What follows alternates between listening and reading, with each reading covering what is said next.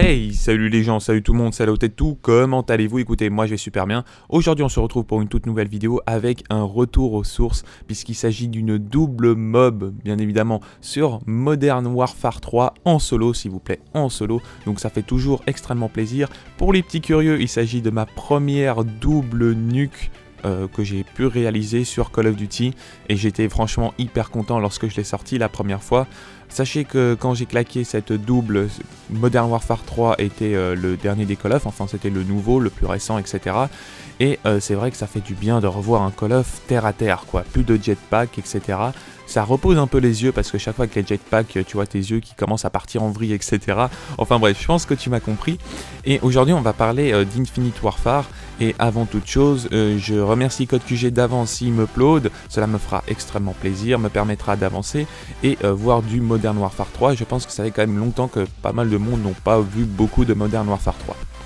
Voilà, donc ce qui est maintenant du sujet, on va parler d'Infinite Warfare et je vais donner mon avis là-dessus par rapport à ça, puisque il a été énormément dislike. Le jeu a été énormément dislike, mais ce que les gens ne savent pas à propos d'Infinite Warfare et pourquoi il a été énormément dislike, c'est parce que la communauté américaine n'a pas du tout aimé le trailer et a demandé, enfin les gros youtubeurs ont demandé à leur communauté de dislike le trailer. Mais en aucun cas ça sert à quelque chose, et ça j'essaye de comprendre encore, c'est pour montrer leur mécontentement, ok d'accord, mais finalement le jeu il va quand même sortir, donc finalement ça sert à rien d'essayer de te venger sur un trailer, c'est fait maintenant. Après ce que tu peux faire c'est dire ok, on va voir le multiplayer, quand on va voir le multiplayer on va dire ok ça je suis pas trop fan, etc. Tu vas essayer d'avoir un avis constructif là-dessus, et finalement ça peut être peut-être le trailer le plus détesté de l'histoire, mais en attendant, ça peut être une grande réussite. Regardez Call of Duty Black Ops 2, c'est le trailer, c'était le trailer avant Infinite Warfare qui a été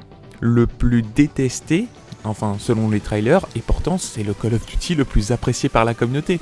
Donc on n'a même pas encore une image du multiplayer, on se fait déjà une idée disant ouais les jetpacks ça va être pourri, etc. Qu'on soit sur une autre map, je sais pas, sur la lune, etc., et que ça bouge pas trop, etc., on s'en fout finalement de la map. Si la map est stylée, qu'on soit sur une autre planète et tout, on s'en fout un peu, on est bien d'accord. Après, c'est vrai que la communauté n'a pas trop aimé l'histoire des jetpacks. Moi, personnellement, je m'en fous un peu, ça change un peu les gameplays, etc. Mais ce qu'il nous faudrait, c'est vrai, comme beaucoup le disent, c'est un retour aux sources. C'est vrai que c'est le futur, c'est pas Call of Duty, clairement pas. Si vous voulez faire un FPS futuriste, bah vous allez sur Halo, vous allez, je sais pas s'il y a encore d'autres jeux, mais peut-être Overwatch qui est un peu futuriste, mais qui est bien, qui est encore terre à terre, hein, il est un peu futur, etc. Il est cool, mais finalement c'est quand même du terre à terre, et c'est ce qu'on veut en fait finalement. Call of Duty c'est un FPS qui a été connu grâce à Code 4, encore plein d'autres Call of Duty, Modern Warfare 2 également, mais c'est du Call of Duty terre à terre, c'est des choses auxquelles on a l'habitude, même si la nouvelle communauté te dit oui mais moi j'aime bien le côté futuriste, etc. Il n'a pas connu les vrais Call of Duty, que ça soit sur Modern Warfare 2, Modern Warfare 3, Modern Warfare. Voilà, après c'est vrai qu'il y a beaucoup de gens qui ont aimé le côté futur. Moi, Call of Duty Black Ops 3, j'ai beaucoup aimé l'histoire des jetpacks comparé à Advanced Warfare où finalement tu sautais mais tu pouvais clairement pas contrôler tout ça, sauf je sais plus comment ça s'appelle, un peu le jump devant, je m'en sais plus comment ça s'appelle, excusez-moi. Mais ça, j'ai pas du tout aimé le style d'Advanced Warfare, et que sur Black Ops 3, c'est pas trop dérangeant encore parce qu'il y a quand même du terre à terre, hein, on va pas se le cacher, c'est pas à chaque fois dans les airs, mais si tu veux quand même claquer de bonnes séries et tu veux faire de gros massacres, bah il faut savoir quand même être dans les airs et faire quand même pas mal de massacres.